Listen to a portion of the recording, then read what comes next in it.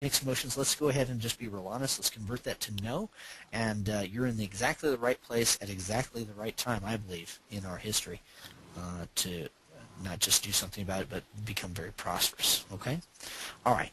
Well, let me see. Do I need to hide those results before we can go on? Yes, sir. That there we are. Okay, good. Okay. Well, I'm going to talk about, first of all, right out of the gate, going to talk about risk and what not to do.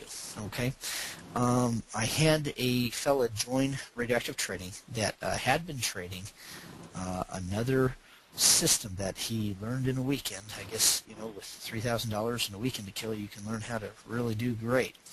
I'm speaking facetiously, of course. This is Boston Scientific. And the seminar that he went to is called Confound Your Stock Earnings or something like that. What he was told was a good idea was to buy leap contracts that were in the money. Okay, now that's analogous. Ooh, big word. That's the same as what I was doing, where I was buying stock on margin. Okay, it's the same sort of thing because you don't actually own stock when you own a leap call. What you own is a pie crust promise. That's what Mary Poppins called a promise that was easily made, easily broken. Okay, what you own here is a pie crust promise of being able to purchase something at some point in the future. Now, please don't get the understanding that that I think that trading using leap options is a bad idea. In fact, in the blueprint, we talk about a strategy called Bulletproof from the beginning that does use leap contracts, but it uses them correctly.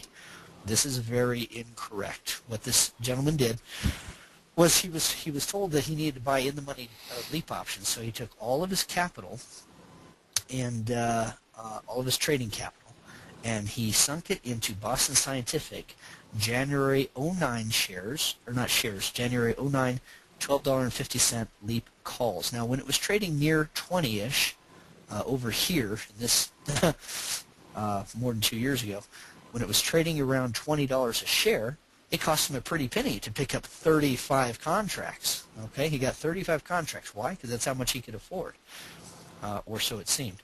Now, what happened was Boston Scientific immediately started going down. He sold calls against it, but the premium that he got was not so great, compared with the amount of risk that in the money put options represent. And then it continued to step down and step down. He continued selling calls. He never recovered more than 13% of his investment. Another way of saying that is he's out 87% of that investment. Okay. Now, doing the setting up trades properly in the first place is the way to go. Okay, not try and play catch up after you've gotten yourself in the soup. Okay, and that's what DD had done. I'll just use his initials. DD had bought those contracts and never really made enough premium by selling calls because it was falling like a knife. Okay, but if he had set these trades up properly in the first place, if he had done it radioactively, for example, he never would have risked more than 5% of his capital, and he could have put it all to use. He could have put it all into a trade. There's something about the psychology of trading that says that, man, I've got to have all of my money working for me. Well, in a radioactive setting, you can tie up. You can put all of your money into a trade and be satisfied that it is an ideal position. Okay?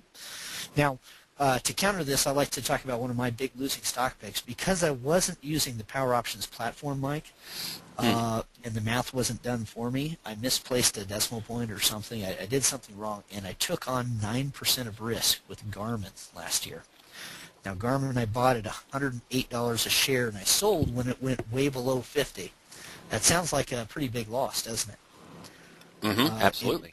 In fact, because I had done it radioactively, I lost 9%, and I'm so embarrassed to say that. I mean, I never lose 9%, never. But I did. I lost 9% on Garmin.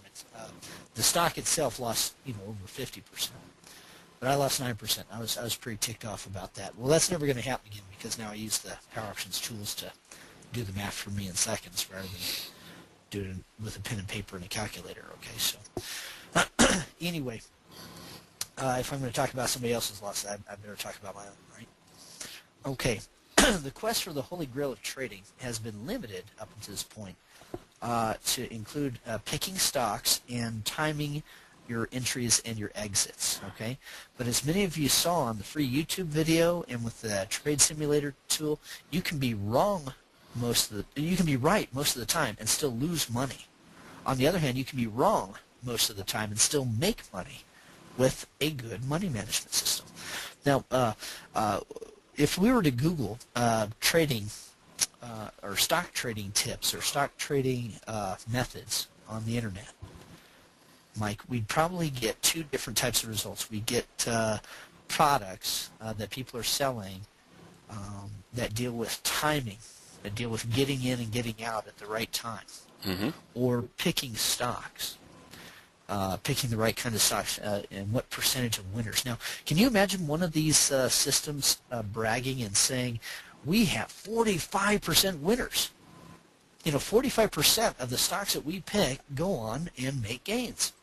Can you imagine that? Would that be a big selling point? Is that something that would attract you? Oh, I don't think so, no.